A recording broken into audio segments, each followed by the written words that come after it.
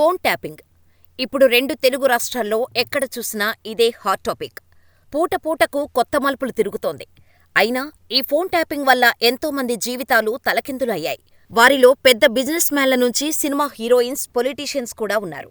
అయితే ఈ phone tapping వల్లే సమంత, నాగచైతన్య విడిపోయారని వస్తున్న వార్తలు సంచలనం సృష్టిస్తున్నాయి.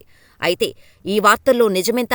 ఈ ఫోన్ ట్యాపింగ్ వల్ల ఫ్యూచర్స్ పాడైపోయిన సెలబ్రిటీలు ఎవరైనా ఉన్నారా? నీతా అంబానీ ఫోన్ ట్యాపింగ్లో తెలిసిన నిజాలేంటి తెలుసుకుందాం. ఫోన్ హ్యాకింగ్స్కు, ఫోన్ ట్యాపింగ్స్కి డిఫరెన్స్ ఏంటంటే, ఫోన్ ట్యాపింగ్లో కొన్ని నెంబర్స్ని మానిటర్స్ చేస్తూ వాళ్ళు మాట్లాడుకునే కన్వర్జేషన్ని వింటారు. ఇందులో కేవలం వారు ఏం మాట్లాడుకుంటున్నారో అన్న ఆడియోను మాత్రమే వినగలరు. దీన్ని ఆథరైజ్డ్ టెలికాం సాఫ్ట్వేర్ నుంచి చేస్తారు.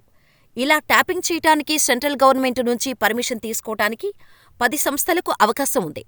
Intelligence bureau, central bureau, directorate of tax, directorate of revenue, intelligence research and analysis, directorate of signal intelligence wing, Delhi police కమిషనరేట్కు మాత్రమే ఈ అవకాశం కల్పించింది. ఫోన్ హ్యాకింగ్ అంటే ఫోన్లో ఓ బగ్ని ఇన్స్టాల్ చేయించి సదరు వ్యక్తి ఫోన్లో ఏం చేస్తున్నారో తెలుసుకోవటం దగ్గర్నుంచి ఫోన్లో ఉన్న photos, videos and personal information కూడా వాళ్ళ చేతిలోకి వెళ్ళిపోతుంది. టెక్నాలజీ పెరిగే కొద్దీ ఈ హ్యాకింగ్ చేయటం మరింత సింపుల్ అయిపోయింది. మెసేజ్, మిస్డ్ కాల్ ద్వారా కూడా బగ్ని ఇన్స్టాల్ చేసి ఫోన్ని హ్యాక్ చేయవచ్చు. ఫోన్ పేరుకు మీ చేతుల్లో ఉన్న కంట్రోల్ మొత్తం హ్యాక్ చేసేవారి చేతుల్లోకి వెళ్ళిపోతుందన్నమాట. బ్యాంక్ డీటెయిల్స్తో సహా మీ ప్రైవేట్ పిక్చర్స్, వాట్ నాట్ అన్నట్టు అన్నీ వారికి తెలిసిపోతాయి. ఇండియాలో స్మార్ట్ ఫోన్లు 1995 నుంచే వాడటం మొదలుపెట్టారు. 1992లో ఐబిఎం సైమన్ అనే స్మార్ట్ని ఇంట్రడ్యూస్ చేశారు. ఇండియాలోకి హెచ్డిసి కంపెనీ 1995లో మొదటిసారిగా తన స్మార్ట్ ఫోన్ని ఇంట్రడ్యూస్ చేసింది. అప్పటి నుంచి పెద్ద పెద్ద బిజినెస్ మ్యాగ్నెట్లు, సినీ తారలు, రాజకీయ నేతలు ఫోన్లు వాడటం మొదలుపెట్టారు. అయితే సాధారణ ప్రజలకు స్మార్ట్ ఫోన్ అందుబాటులోకి వచ్చింది మాత్రం 2007లో. ఇక ట్యాపింగ్ విషయానికి వస్తే 2001లోనే భారతదేశంలో ఫోన్ ట్యాపింగ్ మొదలైంది. ఇందులో మొదటిగా నష్టపోయింది ముఖేష్ అంబానీ అని చెప్పుకోవచ్చు. ముఖేష్ అంబానీ, నీతా అంబానీ, అనిల్ అంబానీ, పీయూష్ గోయల్, ప్రమోద్ మహాజన్ వంటి వారి ఫోన్లను ట్యాపింగ్ చేశారని మొదటిగా వెలుగులోకి వచ్చింది. ఎస్ఆర్ కన్సల్టెంట్ అనే కార్పొరేట్ సంస్థ వీరి ఫోన్లను ట్యాప్ చేసి వారి సమాచారాన్ని వారి అపోనెంట్స్కి డబ్బుల కోసం అమ్మేయటం లేదా బ్లాక్మెయిల్ చేసి కావాల్సిన పనులు చేయించుకునేవారు. అలా 2000 వరకు ఈ తంతు జరిగింది. ముఖేష్ అంబానీ తన బిజినెస్ ప్లాన్స్ తన ప్రత్యర్థులకు ముందే తెలిసిపోవటం, తన ఐడియాస్ని ఇంప్లిమెంట్ చేసి వారు సక్సెస్ కావటం చూసిన ముఖేష్ అంబానీ తన స్టాఫ్లోనే ఎవరో వారి అపోనెంట్స్కి హెల్ప్ చేస్తున్నారని అందరినీ అనుమానించటం స్టార్ట్ చేశారు. అయితే తను ఫోన్లో మాట్లాడిన వాటికి సంబంధించిన బిజినెస్ సీక్రెట్స్ మాత్రమే బయటకు రావటంతో అనుమానం వచ్చి సిబిఐకి కంప్లైంట్ చేశారు ముఖేష్ అంబానీ. ఇక అప్పుడే నీతా అంబానీతో సహా తన మొబైల్ను కూడా ట్యాప్ చేస్తున్నారనే విషయం బయటకు వచ్చింది. సిబిఐ కూపీ లాగితే ఎస్ఆర్ కన్సల్టెంట్ యూనియన్ మినిస్టర్ ఫోన్లు సైతం ట్యాపింగ్ చేస్తున్నారని తెలిసింది.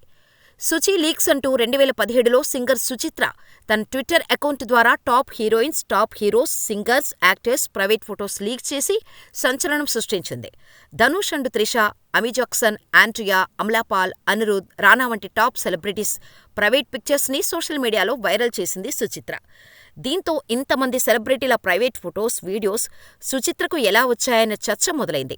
తనకు, ధనుష్ అండ్ అనిరుద్ ఓ పార్టీలో వైన్ తాగించి సెక్సువల్గా యూజ్ చేసుకుని దాన్ని వీడియో తీసి బ్లాక్మెయిల్ చేశారని, వారి టార్చర్ తట్టుకోలేకే సుచిత్ర వారి ఫోన్లు హ్యాక్ చేయించి సినీ ఇండస్ట్రీలో ప్రముఖులు చేసే విన్యాసాలు ప్రజలకు తెలిసేలా చేసింది అని వార్తలు మొదలయ్యాయి. ఇక సుచిత్ర దెబ్బతో ఇండస్ట్రీపై నెగటివిటీ పెరగటంతో ఆమెకు పిచ్చి పట్టిందని, అందుకే ఇటువంటి పిచ్చి వీడియోస్ అండ్ ఫొటోస్ అప్లోడ్ చేస్తుందంటూ ఇండస్ట్రీకి దూరం పెట్టేశారు. అంతేకాకుండా ఈ పిచ్చి అనే వార్తల కారణంగా సుచిత్ర భర్త ఆమెకు విడాకులు కూడా ఇచ్చేశాడు. ఇదిలా ఉంటే Karnataka BJP MP Renukacharya and nurse Jayalakshmi private videos బయటకు వచ్చాయి. దీంతో ఆయన పదవికి రాజీనామా చేయాల్సి వచ్చింది. అలాగే కాంగ్రెస్ నేత దిగ్విజయ్ సింగ్, యాంకర్ అమృతరాయ్తో సెమీ న్యూడ్ ఫోటోలు, వీడియోలు లీకవటంతో తన భార్యకు విడాకులు ఇవ్వాల్సి వచ్చింది. ఇక రాజకీయ భవిష్యత్తు కోసం యాంకర్ని రెండో పెళ్లి చేసుకున్నారు కూడా. అప్పటి కర్ణాటక ముఖ్యమంత్రి కుమారస్వామి ఫోన్ని హ్యాక్ చేసి ఆయన ఫోన్లో హీరోయిన్ రాధికతో క్లోజ్గా ఉన్న ఫొటోస్, వీడియోస్ని లీక్ చేశారు. దీంతో దాదాపు కుమారస్వామి పొలిటికల్ కెరీర్ ఎండైపోయిందని అందరూ అనుకున్నారు. కానీ ఎప్పుడైతే తన వ్యవహారం మీడియాకు ఎక్కిందో వెంటనే హీరోయిన్ రాధికను రెండో పెళ్లి చేసేసుకున్నారు.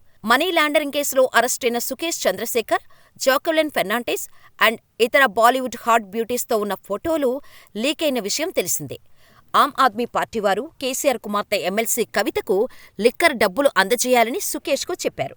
కానీ సుకేష్ అందుకు ఒప్పుకోకపోవటంతో ఈ పొలిటికల్ లీడర్స్ సుకేష్కు బుద్ధి చెప్పాలని అనుకున్నారు. అలా సుకేష్, జాక్వెలిన్, నోరా ఫతేహి, నిక్కీ తంబోలి వంటి హాట్ హీరోయిన్స్తో ఉన్న ఫొటోస్, వారి నాటీ చాటింగ్స్ని బయటపెట్టేశారు. దీంతో సుకేష్తో పాటు ఆ హాట్ బ్యూటీస్ కూడా రాజకీయ నాయకులు చెప్పింది తలాడించుకుంటూ వినాల్సి వచ్చింది. ఇక ఈ క్రమంలోనే ఫోన్ ట్యాపింగ్లో సమంత పేరు కూడా బయటకు వచ్చింది. సమంత లైఫ్లోకి పొలిటికల్ లీడర్స్ ఎంటర్ కావటం నచ్చని నాగచైతన్య సమంతను అవన్నీ వదిలేయాలని చెప్పారట. కానీ సమంత మాత్రం మూవీ లైఫ్ని వదులుకోవటానికి ఇష్టపడలేదు.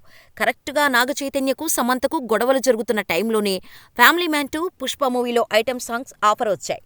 అందులో ఆ బోల్డ్ సీన్స్తో యాక్ట్ చేయవద్దని చెప్పినా సమంత వినకుండా ఆ సీన్స్లో యాక్ట్ చేసింది. దీంతో విడాకులు తీసేసుకున్నారని వార్తలు వస్తున్నాయి. ఇక హీరోయిన్ రకుల్ ప్రీత్ సింగ్నైతే ఓ బడా రాజకీయ నాయకుడే బాగా యూజ్ చేసుకున్నారని, అందుకు ప్రతిఫలంగా హైదరాబాదులో రకుల్కి సంబంధించిన జిమ్స్ ఏర్పాటు చేయటంతో పాటు హైదరాబాదులో విలువైన స్థలాలు, బిల్డింగ్స్ని వెనకేసిందని వార్తలు వస్తున్నాయి.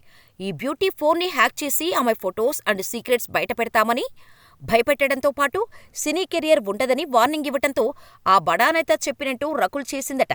ఇంతకీ ఆ బడానేత ఎవరో మీకు తెలిస్తే మాకు కామెంట్ చేయటం మాత్రం మర్చిపోకండి.